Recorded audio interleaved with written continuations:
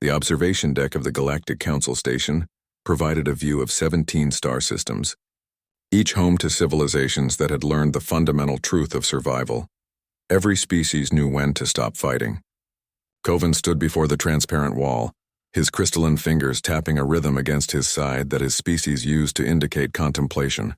Behind him, the council chamber buzzed with low conversation as representatives from 43 worlds gathered for what should have been a routine assessment.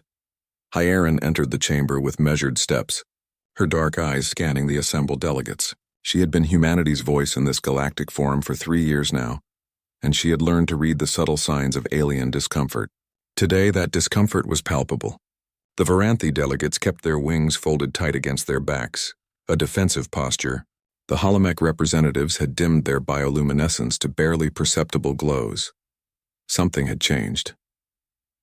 Coven turned as she approached, his translator device rendering his crystalline chimes into words. Ambassador Hyarin, we have been monitoring the border situation near the Tanis system.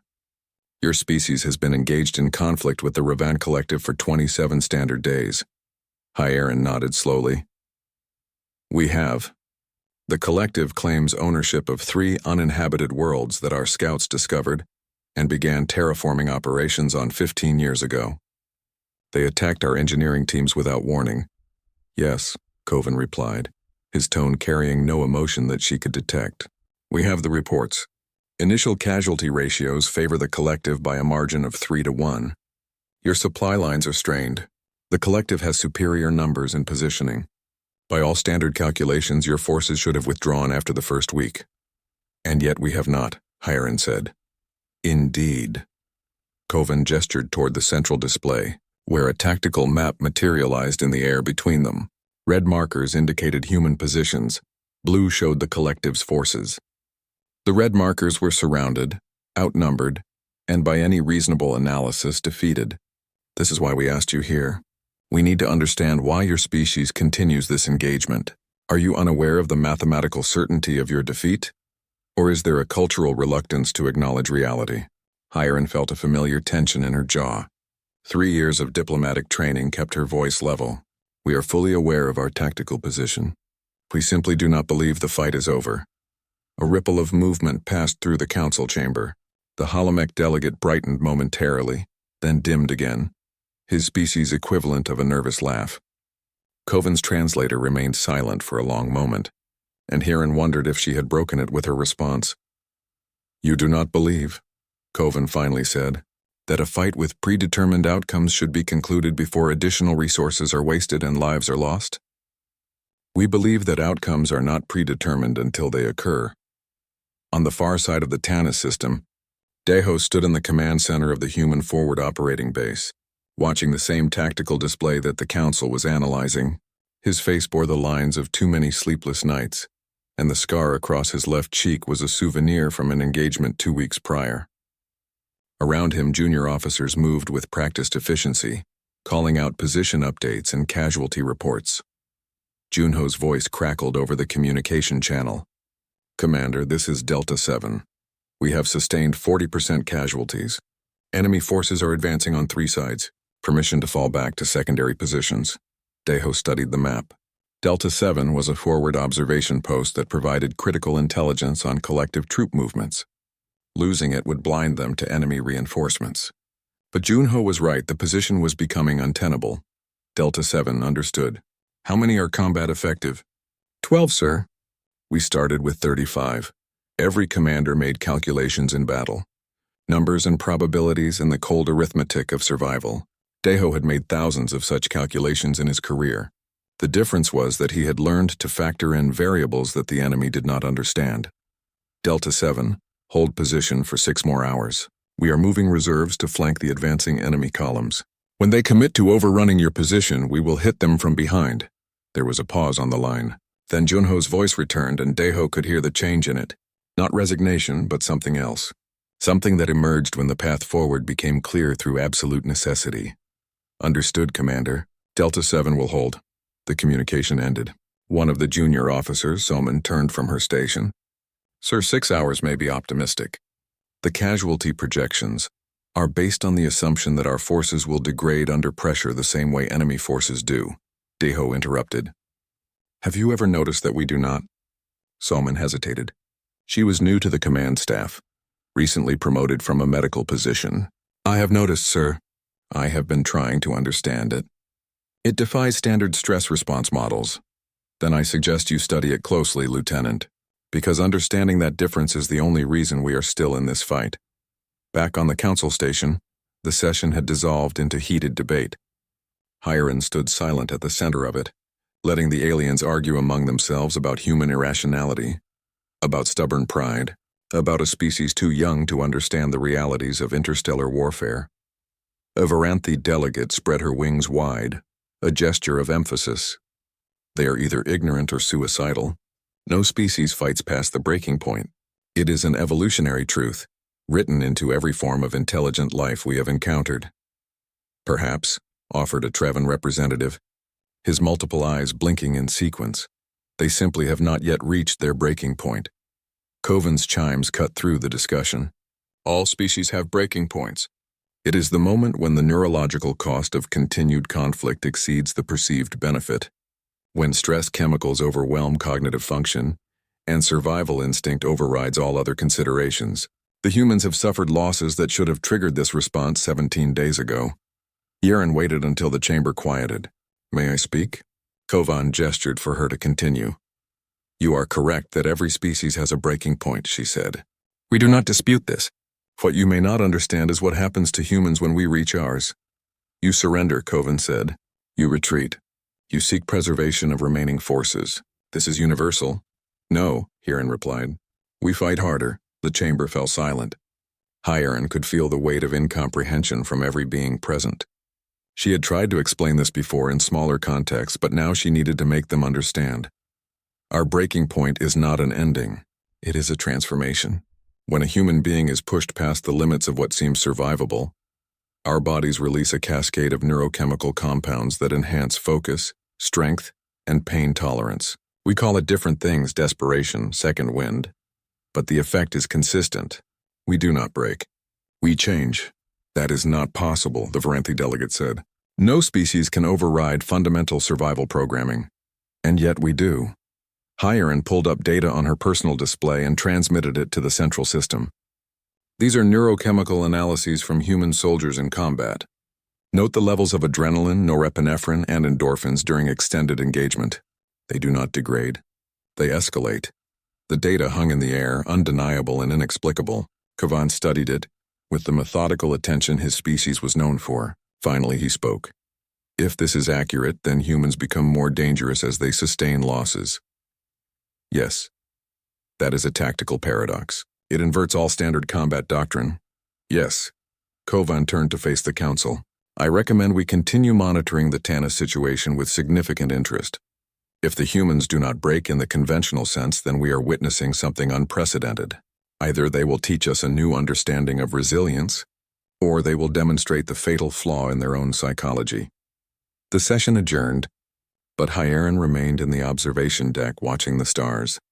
Somewhere out there, Junho and his 12 remaining soldiers were preparing to hold an impossible position for 6 impossible hours. Somewhere out there, Deho was calculating odds that no computer would accept and finding ways to make them work. And somewhere, the Raven Collective was about to learn what the Galactic Council was just beginning to suspect: that pushing humans to their breaking point was not the end of the fight. It was the beginning. Mina had not slept in 36 hours, but sleep felt like an indulgence she could not afford. The laboratory aboard the research vessel Horizon hummed with the quiet efficiency of automated systems, their displays casting blue light across her tired features. Before her, 3-dimensional models of neural pathways rotated slowly, each one a map of how the human brain responded to catastrophic stress. The door chimed and Taewon entered, his admiral's uniform pristine despite the ongoing conflict. He was a large man, his presence filling the small laboratory with an authority that came from 3 decades of military command. Dr. Mina, he said, his voice carrying the rough edges of too many battlefield communications. Your report reached my desk this morning.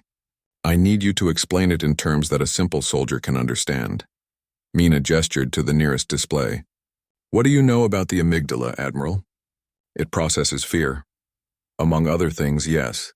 In most species, when stress levels exceed manageable thresholds, the amygdala essentially hijacks the brain.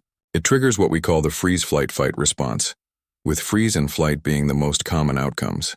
Continued engagement becomes neurologically impossible because the brain is flooded with chemicals that impair higher reasoning, but not in humans, not in the same way. Mina pulled up a comparative chart showing neural scans from 6 different species under combat stress. Look at these. The Varanthi, the Trevan, the Ravan, they all show the same pattern. As stress increases, activity in the prefrontal cortex decreases. Decision-making ability degrades. Self-preservation instinct dominates. She highlighted the human scans. Now look at ours. Yes, the amygdala activates. Yes, we get the flood of stress hormones. But something else happens. The prefrontal cortex does not shut down. Instead, it enters what I call hyper-focus mode. We retain higher reasoning even as our bodies prepare for desperate action. Taewon leaned closer to the display. Is that why my soldiers can execute complex tactical maneuvers even after 18 hours of continuous combat? Exactly. But it goes deeper than that. Mina brought up another set of data. We also produce unusual levels of endorphins and enkephalins under extreme stress. Natural painkillers and mood elevators. While other species are being overwhelmed by the horror of their situation, humans experience what some have described as euphoria. I know that feeling, Taewon said quietly. The moment when everything becomes clear, when the fear burns away and all that remains is purpose. That is precisely what I am describing. From an evolutionary standpoint, it makes sense. Humans evolved as persistence hunters. We did not have claws or natural armor. What we had was the ability to keep going long after our prey collapsed from exhaustion. We turned stamina into a weapon. That same mechanism expresses itself in combat. Taewon straightened. Can you present this to the Galactic Council? I already have. They think I am either lying or describing a mental illness. Show them combat footage. Show them Delta 7. Mina had watched the Delta 7 recordings 17 times, trying to understand what she was seeing from a neurological perspective. Junyo and his remaining soldiers, surrounded and outnumbered 6-1, had held their position for 8 hours instead of 6. When the Raven Collective finally committed their forces to overrunning the outpost, they found themselves facing humans who fought with mechanical precision, despite horrific injuries. The flanking maneuver Daiho had orchestrated caught the collective in a perfect vice. Delta 7 had been the bait, and Junho's team had not just survived but had inflicted casualties at a ratio that violated every combat model. 3 of Junho's 12 soldiers survived. Junyo himself had taken wounds that should have incapacitated him, but had continued directing fire until the relief forces arrived. When medical teams reached him, they found him still conscious, still calculating fields of fire, his body running on neurochemical processes that no alien species could replicate. The council watched the footage, Mina said. They called it an anomaly. They said we must have had hidden reinforcements or that our equipment specifications were underreported. They cannot accept that human physiology simply works differently than theirs. Then make them accept it. How, Admiral? Taewon was quiet for a long moment, his eyes distant. I have been fighting for 30 years, Doctor. I have seen soldiers from a dozen human cultures from every continent on Earth. I have seen them scared, exhausted, wounded, and broken, and I have seen what happens when we push them past the point where they should collapse. He turned to face her directly. We do not teach this in our academies. We do not put it in our manuals, but every human commander knows it instinctively. When your forces have nothing left to lose, when retreat is impossible and defeat is certain, that is when they become most dangerous. Not in spite of the odds, but because of them. You are describing a berserker state, Mina said. Most psychologists consider it pathological. Most psychologists have not commanded soldiers in battle. The enemy sees 12 humans and calculates 12 targets. They do not understand that those 12 humans push to their absolute limit, fighting for each other and for the belief that surrender is worse than death, are worth 50 soldiers from any other species. Mina pulled up her neural scans again. The data supports you. Human combat effectiveness actually increases under certain types of extreme stress. It peaks right at the moment when we should break. Can you prove this to the Council in a way they cannot dismiss? I can try. But Admiral, there is something else you need to understand. Mina brought up a different set of data, mortality statistics, and psychological assessments. This trait has a cost. Soldiers who repeatedly push themselves into this hyper-focus state develop lasting neurological changes, higher rates of traumatic stress conditions, difficulty returning to normal emotional baselines. We are essentially weaponizing our own stress response, and that weapon cuts both ways. Taewon nodded slowly. I know, I have seen it. I carry it. He touched the side of his head briefly. There are nights when I cannot shut off the tactical thinking, when every civilian situation becomes a combat scenario, when my brain will not stop calculating threats and solutions. Exactly. We need to be careful about turning this into doctrine. The Galactic Council is not entirely wrong to be concerned. A species that fights harder when losing is a species that might never stop fighting. The communication panel chimed. Taewon activated it, and Daeho's image appeared, his face drawn and tired. Admiral, we have a situation. The Raven Collective has begun systematically targeting our civilian colonies. They are attempting to force a surrender by making the cost of continued resistance unacceptable. Taewon's expression hardened. Casualty numbers? 3,000 dead in the last 12 hours. 7 colonies hit. They are moving methodically through our outer settlements. Mina watched the Admiral's face as he processed the information. She saw the moment when his expression shifted, when something cold and purposeful settled behind his eyes. She had seen that look before, in the combat footage, in her own mirror during difficult moments. It was the look of a human reaching their breaking point and transforming it into something sharp and useful. Daeho, adjust our defensive posture. Pull back all forward military assets to protect civilian populations. Let the collective think they have won the tactical advantage. Meanwhile, begin long-range reconnaissance on their core worlds. If they want to teach us about targeting civilians, we will be excellent students. Sir, that is a significant escalation. They escalated when they decided humans would fold under pressure. We are going to teach them what happens when we do not fold. We are going to teach them what happens when they push us all the way to our breaking point and discover that the break looks very different than they expected. Daeho's image flickered slightly. Understood, Admiral. I will coordinate with the fleet commanders. The communication ended. Taewon turned back to Mina. Doctor, I need your presentation ready for the council within 2 days. They need to understand what the collective is about to learn. When you corner a human, when you take away everything they have to lose, you do not get surrender. You get something much more dangerous. What is that, Admiral? Clarity of purpose. Absolute commitment. The kind of focus that only comes when every alternative has been stripped away, and all that remains is the mission.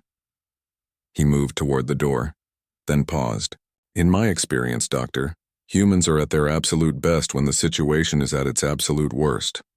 Make sure the Council understands that before they make assumptions about how this conflict will end.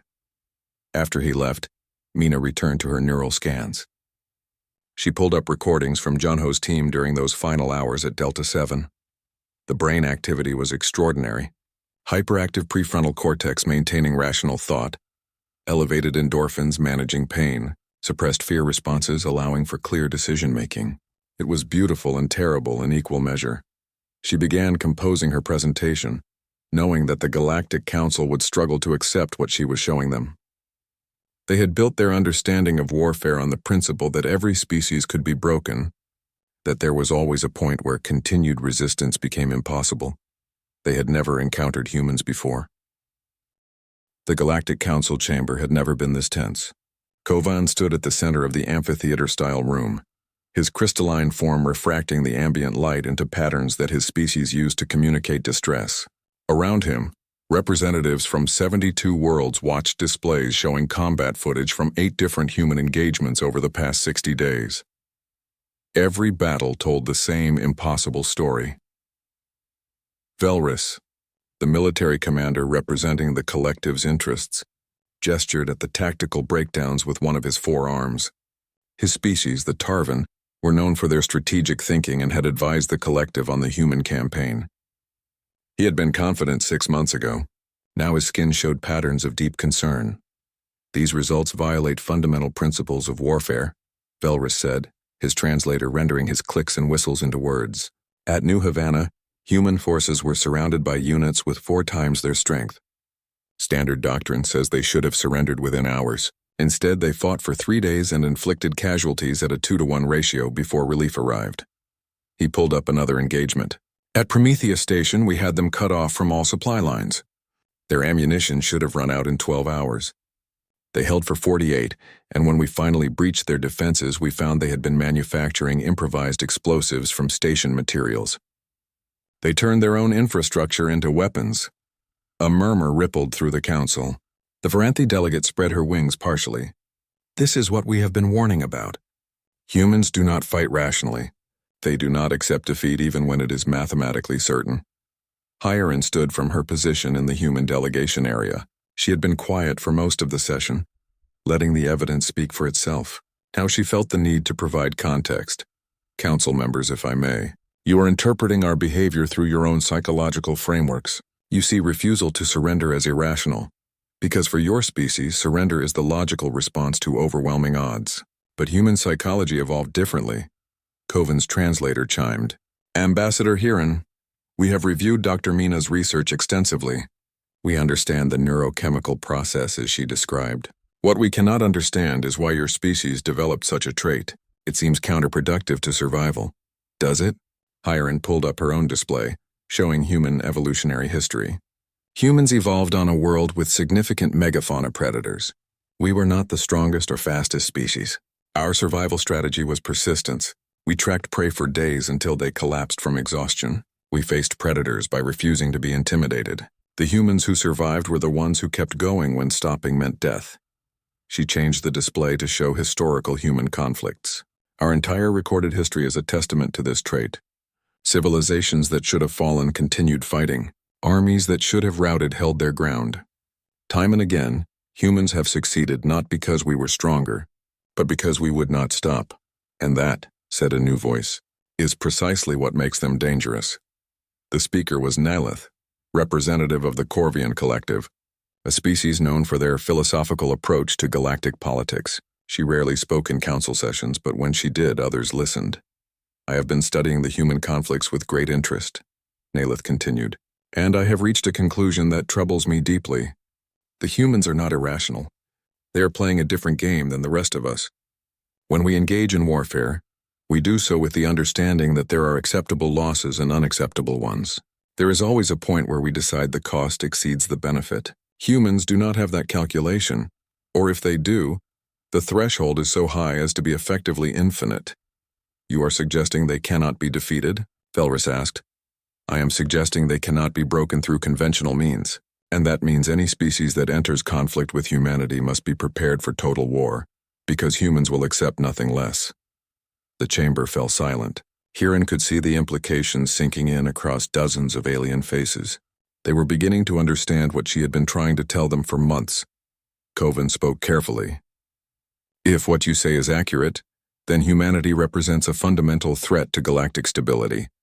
A species that will not negotiate from a position of weakness, that will not accept defeat even when faced with annihilation, is a species that forces all conflicts to their ultimate conclusion. Or, Hieron said quietly, we are a species that will be the most loyal allies you could ever have, because the same trait that makes us fight to the death for our own people means we will fight to the death for our friends. The question is not whether we are dangerous.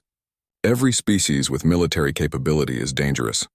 The question is whether you will work with us or against us. In his private office aboard the fleet command ship, Taiwan was having a very different conversation. Across from him sat Mina and Deho, reviewing the same intelligence reports that the council was analyzing. The collective is pulling back across multiple fronts, Deho said, highlighting sectors on the tactical map. They are not surrendering, but they are consolidating their forces and avoiding direct engagement. I think we have achieved something like strategic deterrence. At what cost? Mina asked. She looked exhausted, her eyes red from too many hours reviewing casualty reports and psychological assessments. I have been tracking our personnel. Taiwan, we have soldiers who have been in continuous combat for months. Their stress markers are through the ceiling. The neurochemical advantage I documented has a price, and we are paying it. Taiwan nodded slowly. I have read your reports. Post-traumatic conditions, difficulty reintegrating with civilian life, elevated suicide rates among veterans. The weapon we are using against the enemy is harming us as well. It is more than that, Mina said. She pulled up medical data. I am seeing permanent changes in brain chemistry, Soldiers who have repeatedly entered that hyper-focused combat state are having trouble exiting it. Their brains are rewiring themselves for constant threat assessment. We are creating a generation of warriors who may never fully be at peace again. Deho leaned back in his chair. So what do you suggest? That we surrender? That we let the collective or any other hostile force take what they want because fighting back damages our people? No, I am saying we need to be honest about what we are doing. We are not just fighting a war. We are using a biological response that evolution gave us for short-term survival and applying it to sustained conflict. It works, but it is not cost-free. Taewon stood and walked to the viewport looking out at the stars. When I was a young officer, I served under a commander who told me something I have never forgotten. He said that the measure of a warrior culture is not how eager they are to go to war, but how carefully they consider the price of victory. We are winning because we refuse to break, but we need to remember that we are paying for those victories with pieces of ourselves. What do you propose? Mina asked. We continue fighting because the alternative is unacceptable, but we also start planning for peace. We develop better psychological support systems. We research treatments for combat stress conditions. We make sure that when this conflict ends, we have not created a society of people too damaged to enjoy the peace they fought for. On the council station, the debate continued. Some representatives argued for immediate military action against humanity, a preemptive strike before humans became too established in the galaxy. Others argued for isolation, cutting off all contact and letting humans remain in their own space. Still others saw opportunity in alliance. The Trevin delegate, speaking for the first time, offered a different perspective. I have been consulting with our xenopsychologists. They suggest that human behavior is not unique in principle, only in degree. Many species show increased aggression when cornered. Humans simply have this response amplified to an extreme. But here's what interests me. This trait makes them formidable in defense, but it also makes them reliable. A species that will not abandon their own will not abandon their allies. You propose alliance with a species that cannot be controlled? Velrus asked. I propose recognition that control was never the appropriate framework. The galaxy has operated under the assumption that all species think similarly, that we all calculate risk and reward the same way. Humans have proven that assumption false.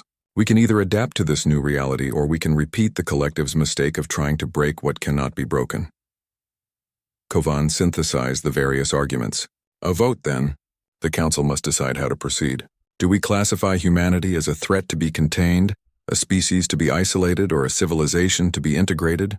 The voting process took hours. Representatives consulted with their home governments, debated amongst themselves, and examined every piece of evidence. Hiren waited in the observation deck, watching the diplomatic process unfold and wondering what verdict would be passed on her species. When the results came in, they were not what anyone expected. The council had voted for a fourth option, cautious engagement with mandatory oversight. Humanity would be granted provisional membership in the Galactic Council, but with restrictions on military expansion and requirements for regular psychological assessments of military personnel. The message reached Earth on a cold morning in March, transmitted through channels that bypassed normal diplomatic protocols. It was brief and devastating in its simplicity. The Ravan Collective, stung by their losses and humiliated by their inability to break human resistance, had formed a coalition with 4 other species. Together they represented nearly 30% of galactic military capacity. Their objective was stated clearly: the complete neutralization of human military capability and the forced relocation of all human colonies to designated containment zones. They called it the Rationalization Initiative. They claimed it was for the good of galactic stability. Taewon stood in the Fleet Command Center, surrounded by holographic displays showing the coalition's force deployments. The numbers were staggering. 1,200 warships moving in coordinated formations toward human space. Not probing attacks or border skirmishes, but an existential assault designed to eliminate humanity as a military factor in galactic affairs. Deho was on one screen, his face grim. Mina on another, her exhaustion replaced by something harder. Shunho, recently promoted and given command of his own battle group, on a third, and in the center Hiren, transmitting from the council station where she had just watched the diplomatic process collapse entirely. They waited until they had overwhelming force, Hiren said. They learned from their individual failures. Now they are trying to break us all at once with numbers too large for our tactics to overcome. Current human fleet strength? Taewon asked. Daeho pulled up the data. 347 combat-capable ships, spread across 17 defensive positions. If we consolidate, we leave colonies undefended. If we spread out, we face local superiority ratios of 4 or 5 to 1. What about the council? Will anyone stand with us? Hiren shook her head. Kovan tried. The Trevin delegation argued for intervention, but the majority voted for neutrality. They are too afraid of the coalition and too uncertain about us. We are alone in this, Mina spoke up. Taewon, I need to say something. The soldiers we have been pushing for the past year, they are at their limits. Not the breaking point that the aliens think we have, but real psychological and physical exhaustion. If we ask them to fight this coalition, we are asking them to sustain combat operations at an intensity that may cause permanent damage. I know, Taewon said quietly. I have read your reports. But what choice do we have? If we do not fight, humanity becomes scattered refugees in containment zones, our autonomy stripped away, our culture slowly erased. That is not survival. That is just slower death. So we fight, Junho said. It was not a question. We fight, Taewon confirmed, but not the way they expect. They think they can overwhelm us with numbers. They think they can make the cost so high that even humans will break. They are right about one thing. We cannot win a conventional war against those odds, so we do not fight a conventional war. He pulled up a strategic overview of the coalition's advance. They are moving in a coordinated wave, systematically conquering territory and establishing control. They expect us to defend static positions and bleed ourselves dry trying to hold ground. Instead, we evacuate ahead of their advance. Every human colony, every outpost, every defensible position, we pull back and leave them nothing but empty facilities. You are talking about abandoning years of colonization effort, Daeho said. Millions of people displaced. I'm talking about survival. We pull everyone back to the core worlds, consolidate our forces, and then we start hitting them in ways they cannot predict. No front lines. No static defenses. Pure guerrilla warfare on a galactic scale. We make them spread out to hold all the territory they are taking, and then we bleed them with raids, ambushes, and strikes against their logistics. Mina leaned forward. That is a strategy of exhaustion. You are betting that we can sustain that kind of campaign longer than they can. Yes, because I know something about humans that the coalition is about to learn. We are very, very good at suffering for a long time if we believe there is purpose to it. The coalition species, they fight when the calculations make sense. We fight when fighting is all we have left. The evacuation of human space was the largest coordinated movement of civilians in human history. 17 colonies, dozens of outposts, mining operations, research stations, all abandoned in a matter of weeks. Transport ships moved in endless convoys, carrying people and essential equipment back to the core worlds. The coalition watched in confusion. They had expected desperate defenses, last stands, the kind of suicidal resistance humans had shown in previous engagements. Instead, they found empty facilities and booby-trapped infrastructure. Velrus, commanding the coalition's central fleet, stood in his command center reviewing reports. They are running. The humans are actually running. His tactical officer, a Raven strategist, pulled up the evacuation data. All civilian populations have withdrawn. We are encountering only token military resistance. It appears the humans have finally recognized the futility of continued conflict. Then why am I not satisfied? Velrus asked. He had been fighting humans for over a year now. He had seen too many impossible stands and unlikely victories to trust this apparent capitulation. What are we missing? The answer came 3 days later, when supply convoys in the rear of the coalition advance started disappearing. At first it was just a ship here and there. Then entire transport groups, human raiders struck from unexpected vectors, hit hard and vanished before coalition forces could respond. The pattern repeated across dozens of systems. Coalition forces would secure a system, establish occupation infrastructure, and begin consolidating their holdings. Then human strike teams would appear, sometimes in single ships, sometimes in small squadrons. They would destroy supply depots, cripple communications arrays, and mine travel routes. The damage from each individual raid was relatively minor, but the cumulative effect was devastating. Coalition forces found themselves spread across hundreds of light years, trying to defend territory that humans no longer wanted, but could not be allowed to fall back into human hands. Every ship dedicated to garrison duty was a ship unavailable for the advance. Every unit assigned to convoy protection was a unit not pushing into human core territory, and humans kept hitting them. Junho led one of the most effective raider groups, a dozen ships that specialized in hitting targets deep in coalition-controlled space. His strategy was brutal in its simplicity. Identify the most valuable targets, strike with overwhelming speed, and disappear before reinforcements arrived. His crews were exhausted, living on stimulants and adrenaline, sleeping in their combat stations and eating rations that barely qualified as food. They were past any reasonable measure of sustainability, and they kept fighting because Junho kept finding reasons to fight one more day. Target is a fuel depot servicing the Coalition's 3rd Fleet. He briefed his team before their latest operation. We hit it, we set back their advance by a week minimum. That is another week for our core worlds to prepare defenses. Another week for our factories to build more ships. Another week that humanity survives. Bora, now his executive officer, studied the tactical layout. Security is heavy. We will lose at least 2 ships on this run. I know. Volunteers only for the assault wave. Everyone else stands by for the extraction. Every hand went up. Hunyo looked at his crew and saw the same exhaustion he felt. The same desperate determination.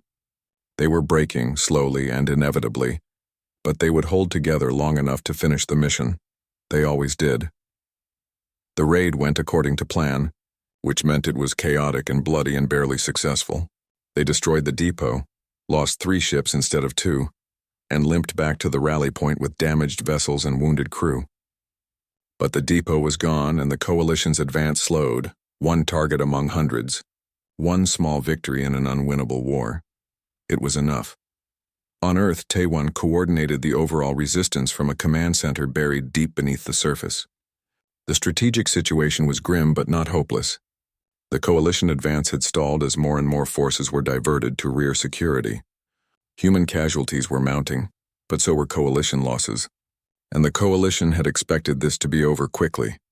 Mina worked in an adjacent facility, treating soldiers who came back from raids with wounds both physical and psychological. She had given up trying to document the long-term effects of sustained combat stress. Right now her job was just to keep them functional long enough to go out again. We cannot maintain this pace, she told Taewon during one of their regular consultations. I am seeing complete psychological breakdowns. Soldiers who cannot stop shaking. Others who cannot feel fear anymore, which is almost worse. We are burning through our people, I know. How long can we sustain current operations? Honestly, maybe 6 more months before we start losing combat effectiveness, not from casualties, but from sheer mental collapse. We are asking humans to do what humans do best, fight past their breaking point, but we are asking them to do it continuously for a year. That is beyond what our biology was designed for. Taewon nodded slowly. Then we have 6 months to make this work. Because if we stop now, the war did not end with a climactic battle. It ended with mathematics and exhaustion. 14 months after the Coalition's assault began, Velrus sat in his command center staring at casualty projections that no longer made sense. The Coalition had lost 642 ships. Human losses were estimated at over half their original fleet. By every tactical measure, the Coalition was winning, and yet they were losing. Explain this to me again, Velrus said to his strategic staff. We control 70% of former human territory. We have destroyed more than half their military capacity. Why are we considering a ceasefire? The Raven tactician pulled up economic data. Commander, maintaining occupation of conquered territory is costing us 30% of our military budget. We have diverted 800 ships to rear security, more than twice what we allocated for the initial assault. Meanwhile, human raiders continue to operate with apparent immunity. Last month alone, they struck 47 targets across Coalition space. So we increased security. We have increased security 16 times. The humans adapt. They strike where we are weak, avoid where we are strong, and inflict just enough damage to make every system we hold a liability instead of an asset. Another officer, a Tarvan strategist, added context. Commander, we have analyzed human operational patterns. They are not trying to win anymore. They are trying to make victory too expensive for us to sustain, and it is working. 3 Coalition member species have already withdrawn forces, citing domestic economic concerns. Velrus's skin showed patterns of deep frustration, so the humans are beating us by refusing to admit they are beaten. Essentially, yes. On Earth, Taewon received similar reports with very different emotions. The human command staff had gathered in the war room, their faces showing the strain of 14 months of continuous operations. Mina sat to one side, her medical report spread before her like an indictment. "We are at the breaking point," she said without preamble. "Not the kind the aliens think we have, but the real one. I have soldiers who cannot remember why they are fighting. Others who have panic attacks during downtime but function perfectly in combat, because their brains only work properly under stress now. We have won this war by paying for it with our mental health, and the bill is coming due." Daeho, his face more lined than it had been a year ago, nodded. "Operational effectiveness is down 35%, not from lack of skill or courage, but from pure exhaustion. We can keep fighting, but we are approaching the point where fighting costs more than losing would have." Junho, attending via hologram from his raider base, spoke quietly. "My crews are holding together with willpower and stimulants. I had to relieve 3 commanders last week for combat effectiveness issues. Not cowardice, just complete psychological breakdown. We are running on fumes." Taewon looked at each of them in turn. These were the people who had made humanity's desperate resistance possible. They had found ways to turn human stubbornness into a strategic asset. And now they were telling him that the asset was depleted. "If we negotiate now," Taewon said, "we negotiate from a position where the coalition is exhausted, but still in control of most of our former territory." "What kind of terms can we expect?"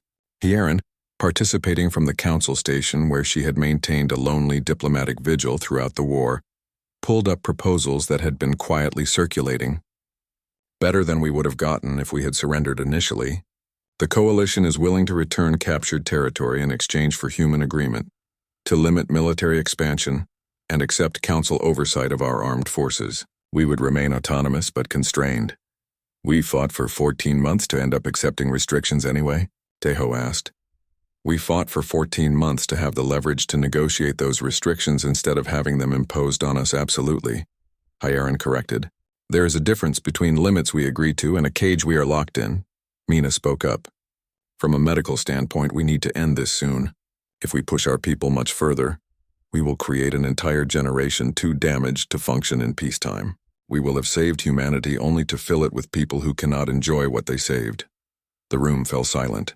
These were the calculations that haunted commanders, the math of suffering measured against the math of survival. "I need to know," Taewon said finally. "Can we keep fighting if we have to?" Everyone looked at everyone else. Finally, Junho answered, "Yes, we can keep fighting. We always can. That is what makes us human." But Mina is right. The cost of continuing is starting to exceed the value of victory. Taewon stood and walked to the large display showing human space. So much of it was red now, coalition-controlled, but the core worlds remained, and every colony they had evacuated could be re-established. The infrastructure could be rebuilt. The question was whether the people could be. "Contact the coalition," he said. "Tell them we are willing to discuss terms." The negotiations took 3 months and were conducted under the watchful eyes of the Galactic Council. Kavan served as mediator, his crystalline form refracting light as he worked to bridge the gap between species that understood breaking points very differently. The final agreement was complex, but its essence was straightforward. The coalition would withdraw from all captured human territory. Humans would accept a 20-year moratorium on military expansion beyond their current borders, and would submit to biannual inspections by a council oversight committee. Both sides would establish a joint commission to study the causes of the conflict and develop protocols for preventing future misunderstandings. It was not victory. It was not defeat. It was survival with conditions attached. When the treaty was signed, Velrus and Taewon met face to face for the first time. The Tarvan commander's skin showed patterns that his translator rendered as grudging respect. "You cost us more than you were worth," Velrus said. "That is not a compliment to your military prowess. It is an acknowledgement of your fundamental unreasonableness." Taewon smiled slightly. "We call it determination. You call it whatever makes you feel better about sacrificing so much for so little gain. We gained everything. We gained the right to remain ourselves. If you do not understand why that was worth fighting for, then you never understood why you could not defeat us." They parted without warmth, but with understanding. The coalition had learned that humans could not be broken conventionally. Humans had learned that they could sustain themselves past all reasonable limits, but not forever. In the months that followed, human space slowly rebuilt. The evacuated colonies were re-established. The fleet was repaired and within treaty limitations expanded. And the soldiers who had fought the long campaign came home to a civilization that barely understood what they had been through. Mina established treatment centers across human space, facilities dedicated to helping veterans recover from the neurological and psychological toll of sustained combat. It was slow work, healing minds that had been pushed past their design limits, but she threw herself into it with the same intensity she had brought to her wartime research. Junho retired from active service and took a position training new recruits. He found that he could not fully return to civilian life, his brain too rewired for threat assessment and tactical thinking, but he could teach others how to harness the traits that had made human resistance possible without destroying themselves in the process. Daeho stayed in command, working with the Council Oversight Committee and slowly rebuilding trust with species that had feared human unpredictability. It was frustrating diplomatic work, but necessary for ensuring that humanity's next conflict would not result from simple misunderstanding. Hiron continued her role as Earth's primary voice in the Galactic Council. She found that humanity's reputation had changed. They were no longer seen as a minor species to be evaluated and categorized.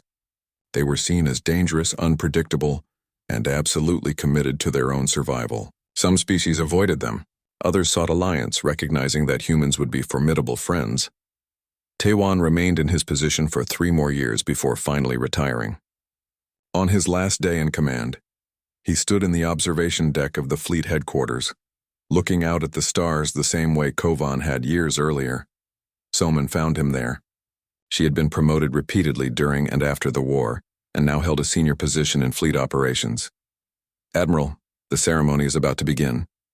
"I know. I just wanted a moment up here first." He gestured at the viewport. "Do you know what I think about when I look at the stars now?" "Sir? I think about how we almost lost everything because the galaxy did not understand us. And then I think about how we almost lost everything trying to make them understand. And then I think about all the soldiers who paid the price for that education. Was it worth it, sir?" Taewon was quiet for a long moment. "Ask me in 20 years when we see what kind of galaxy we have built. If we use this breathing room to become wiser, to find ways to be strong without being broken, then yes, it was worth it. If we just used it to prepare for the next war, then we missed the point entirely."